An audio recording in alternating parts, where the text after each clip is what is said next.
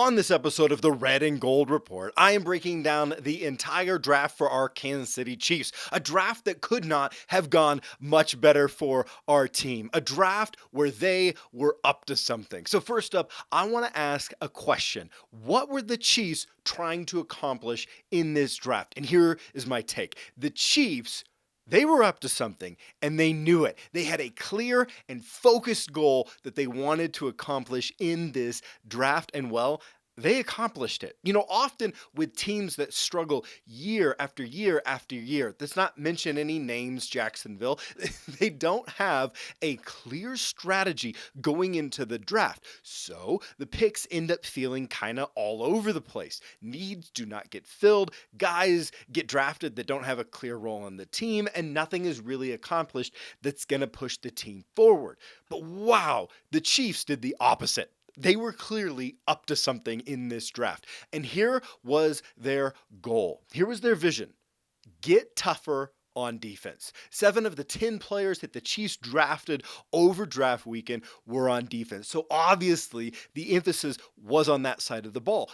But it wasn't just about picking the best defensive players possible. No, it was about picking mentally and physically tough defensive players. I mean, go read the scouting reports for the first 4 defensive players that the Chiefs took. Read cornerback Trent McDuffie's scouting report. You're going to find words like fearless, aggressive, tenacious. Read defensive end George Karloftis' scouting report. You're going to find words like relentless, physical, energetic. Read safety Brian Cook's scouting report. You're going to find words like enforcer, tough, physical, confident. Read linebacker Leo Chanel's scouting report, and you're going to find words like tough, power, relentless, and married to football. This is not an accident that the mentality and playing style of each of these 4 players are essentially the same. The Chiefs intentionally went out of their way to target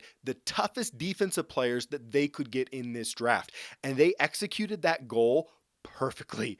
These are guys who can tackle, guys that are physical, guys who are mentally resilient. There is not a diva in this group. They're a group of guys who, well, their motors never stop. They have high effort play on the field every single down. Now, then you add in last year's rookie sensation linebacker Nick Bolton, who fits that same mold and that same mentality. And what do you now have on defense? Well, you have this incredibly young defensive nucleus that are hungry, tough players.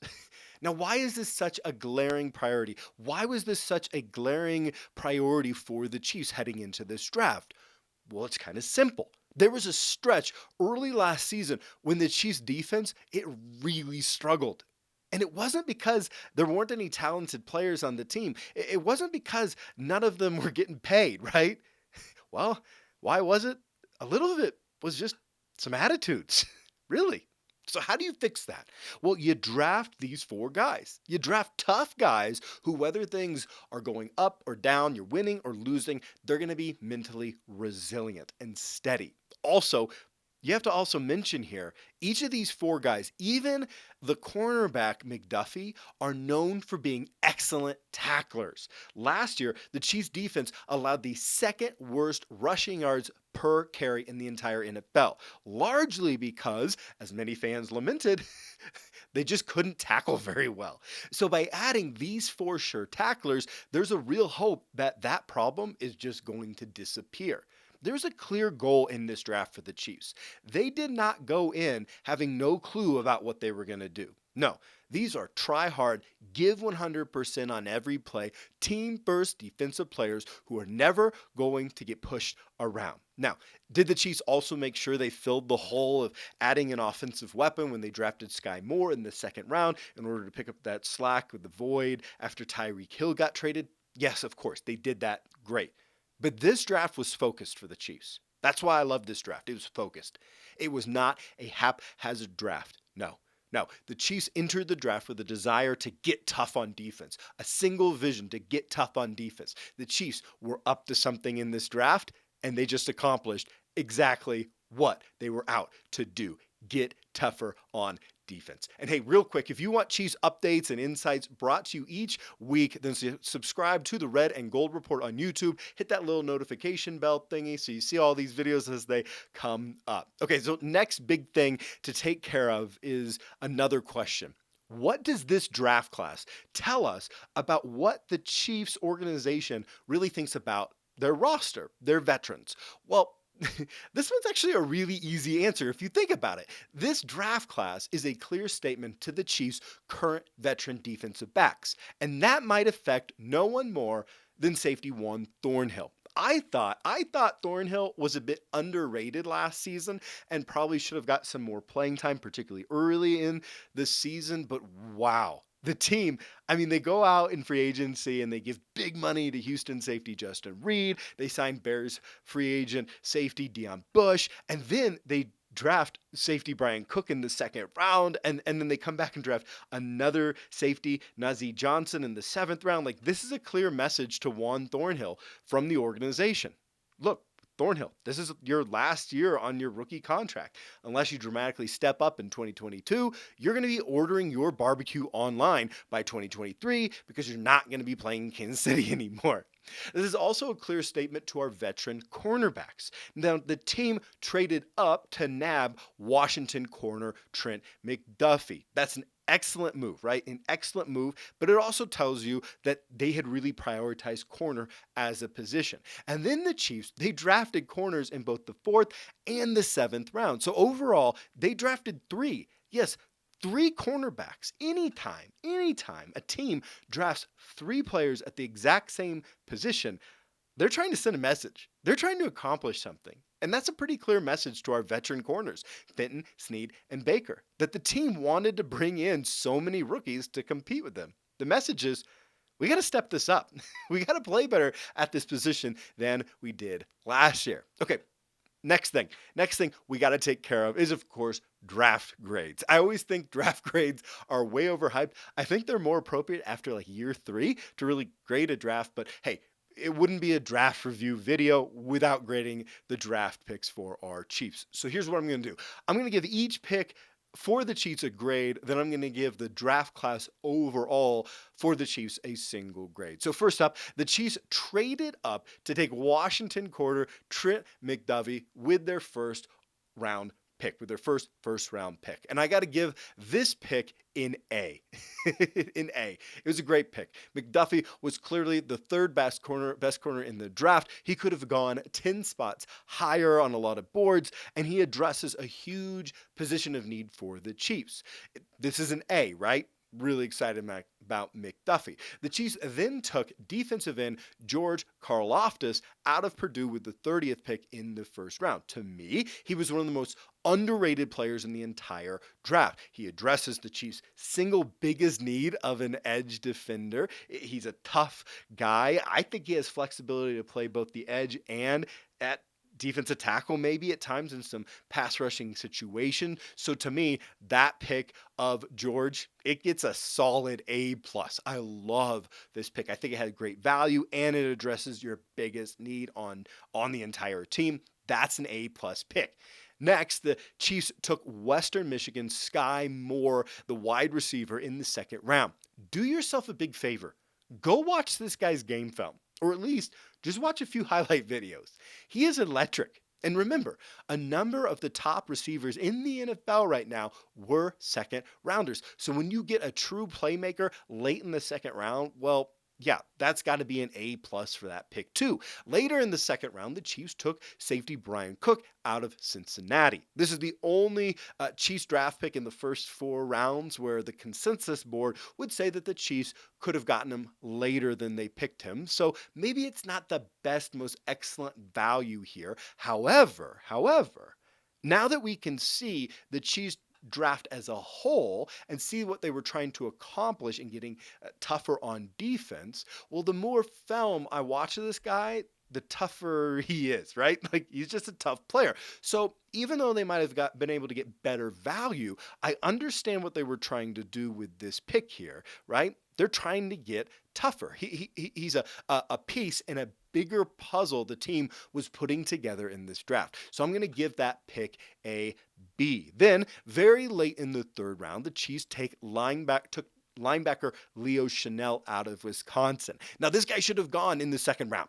I mean, he's big, he's athletic, he had fantastic production in college. He led like the best defense in college football. He was also at a position of need for our Chiefs. So what is there not to love with this pick? I mean, the pick has to get an A plus for sure. Then late in the fourth round, the Chiefs come back to defense and took corner Joshua Williams out of tiny Fayetteville State. He is a project, but he's also immensely talented. So why not take a swing on a player like that in the draft? The pick gets a B plus from me.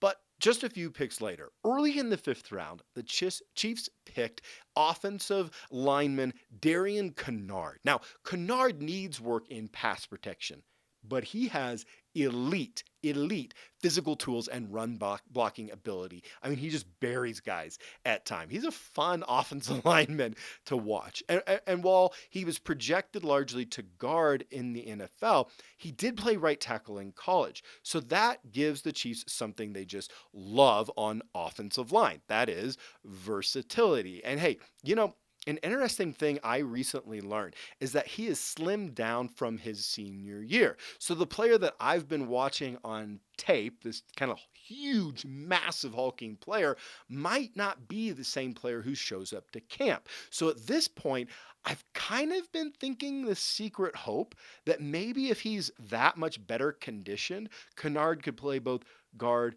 and tackle, and maybe even push Niang for the starting right tackle spot. Who knows? I mean, this guy, he had a solid early third round grade. And I also I've been watching interviews of him. He's mad. Like, go watch some interviews with him. He's mad that he went into the fifth round. He's mad. He thought he was going to go much earlier. And I like that. He's coming in with a chip on his shoulder. He's coming in with some fire in his belly. So this is one of the absolute steals of the draft, not just for the Chiefs, for the entire NFL, getting Canard in the fifth round. It's an obvious A-plus pick. In the seventh round, the Chiefs took corner Jalen Watson, running back Isaiah Pacheco, and safety Nazeeh Johnson. Each of these guys have some great physical tools, but they haven't put it together yet quite there. So good news to get talent in the seventh round. That's great. I'm going to give each of these picks a solid B. Okay, so with each of the individual Chiefs draft picks graded, how should we grade the draft as a whole for our Chiefs? Well, I'm going to give them an A+. But this is not a hometown optimistic grade. And I was not alone in giving such a great grade for this draft class. NFL.com also gave the Chiefs an A for this draft because they earned it. And here's why. Usually, this is kind of in the scouting community, a lot of people know this. Every team enters every draft hoping that they can find 3 starters and then hoping they can add maybe just a couple more guys who can add depth to the team and play special teams. 3 starters, okay? In every draft, your big hope, optimistic hope, is to get 3 starters. And if you think about it, that is somewhat of an aggressive goal. I mean, you're only getting 3 picks automatically in the first 3 rounds. And well, teams only pick 7 times, right? So if you think about it, if you draft 3 starters every draft, then you did a great job in the draft. But to me, the Chiefs found a way to do way more than that in this draft. McDuffie should start day 1 at corner. Karloftis should start day 1 at defensive end. Sky Moore should start day 1 at least as the slot receiver or third wide receiver. Leo Chanel should start day 1 as the third linebacker. In addition to that, Darian Canard obviously has the potential to reasonably develop into a starter at one of the positions along the offensive line. And if things go right for him and the Chiefs scheme adapts to allowing for an in-the-box safety, maybe Brian Cook starts in year 2. So in one draft, you get 4 guys that I'm very confident could be week 1 starters in their rookie seasons. And then you get 2 guys who really, they're talented enough to develop into starters. particularly if you adjust some scheme stuff. Then you get four more guys late in the draft who also have potential. To make all this even better, the team addressed every single one of their major needs. I mean, look, the two major needs were defensive end and corner on defense. Those were both first round picks. Then you come back and get a wide receiver because that was the major number one need on offense. The team, they addressed all their major needs and they accomplished all of this without a pick in the top 20. And if you get guys early who can contribute now, and then also in the same draft, you get guys late who can contribute a few years down the line. I mean, if that isn't an A plus draft, I don't know what is. This is an A plus, knocked it out of the park draft for our Chiefs. Then the next thing we got to talk about is next year. I can't wait. Next year, the NFL draft is going to be hosted in Kansas City. And I just think Kansas City is going to do the best job ever hosting the draft. KC, we've got the best fans and we've got the best food.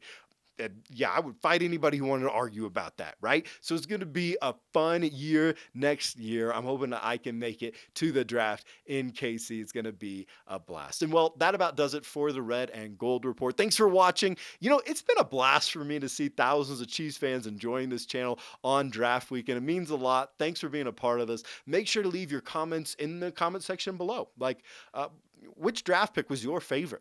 What draft grade would you give this class of rookies? And what pick do you think gave us the best value? Leave all your thoughts on that in the comments below. Make sure to subscribe to the channel if you haven't done it on YouTube yet. Hit that little notification bell thingy so you'll see all the videos pop up.